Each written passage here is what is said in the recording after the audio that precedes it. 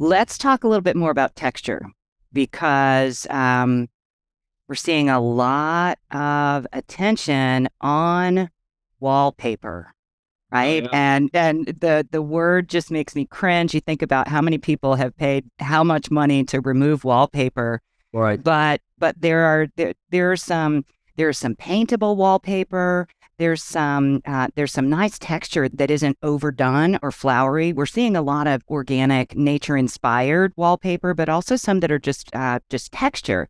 And I see that a lot in our high-end properties. And I always watch to see what the buyer thinks, right? Because that can be daunting if somebody chooses something that has that level of texture and of permanency, if you will. That's risky in terms of resale or overall market appeal. What are your thoughts on that? Well, I think one, you're making a commitment. It's a whole lot easier to paint and repaint than it is to remove wallpaper and do wallpaper. So you're certainly making a commitment, just like you would if you add tile or a countertop, that sort of thing.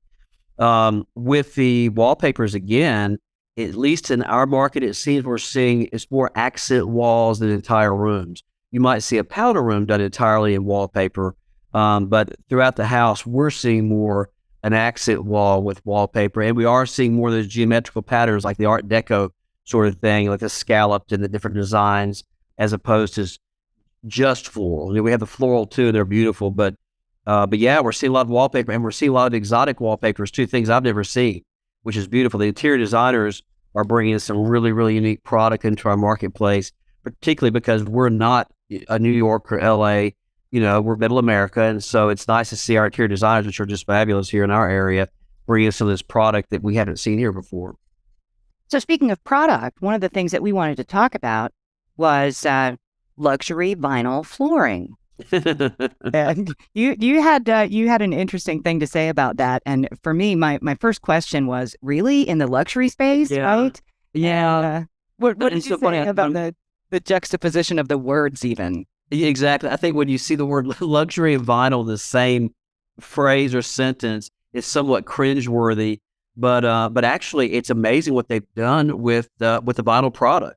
We're seeing luxury vinyl being used in like rec rooms, basement rooms, pool houses, a lot of high traffic and wet areas, for example. So for a walkout level basement, which is very common in our market because of the rolling topography that we have to offer, a lot of folks will have a big area downstairs at basement level, where you might have a secondary kitchen and a rec room and perhaps a home theater or pool tables, that sort of thing, opening up to a nice outdoor living area with a pool, a spa, and all of that. Well, there's a lot of water that comes in with that traffic because you're coming in from the pool area, and you want something that's not necessarily this durable, that works well on adhering to the concrete, the slab, and the luxury vinyl one looks remarkably like hardwood. I mean, you have to get down and tap on it with your hand to know that it's actually vinyl. So it does have a different feel if you actually get down to the floor and tap on it. But until you do so, some of the better product lines, you can't tell without actually getting down and looking at it that it's actually a vinyl. But the other nice thing is because it's impervious to the moisture, the water is terrific for pets. So Yeah. it's in terms of being scratch resistant, and of course, it's a much more affordable option than some of the alternatives that we've been using through the years, like tile, et And cetera. easier to replace. Um, Easier to I'll install. have to I'll have to take your word on the basement concept because, of course, in my market area, we're at or below sea level, right? Oh, So, got it. Yeah.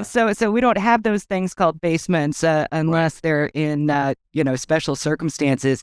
But it makes perfect sense for those kinds of areas. So, in that application, are you seeing that the luxury vinyl is being used in those areas with a different surface that's maybe a higher quality level in the main areas of the house, or are you seeing the Yeah. adoption of it all the way through?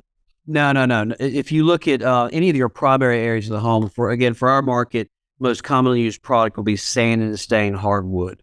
We're a traditional Southern market. We are seeing a lot of transitional and contemporary architectural styles evolving here pretty dramatically and quickly throughout our market, new construction, but they're still using predominantly sand and stain hardwood. And some of our listeners, depending on the market you're in, you may not be familiar with that concept because I know with you being coastal, there's a lot more use of tile on flooring than you might Yep. perhaps use hardwood. But for our market, that means installing hardwood floors in a rough stage, actual solid hardwood that's sanded, stained, and then sealed. That's the predominant floor you'll see throughout our market. And then, of course, when you get into wet areas like your bathrooms, you'll see a variety of tiles being used like anywhere else in the country. Now, what is different, at least for us, is that we typically see the real sand and stained hardwood go throughout the house, including the kitchen. So we don't usually change over to tile for kitchen areas. I think most designers see, when you're standing in the kitchen, you're looking throughout the great room or the family room or whatever connects to that space. You don't want a lot of flooring changes. It breaks up the view. So it just helps kind of bring a more cohesive look to all those spaces we're in if it's one type of flooring that's used throughout. And that for us, that's sand and stained hardwood. Now, there are some pre-finished, really nice pre-finished options we're seeing, terrific, that are pretty typical as well. That continues to be a mainstay product for our market.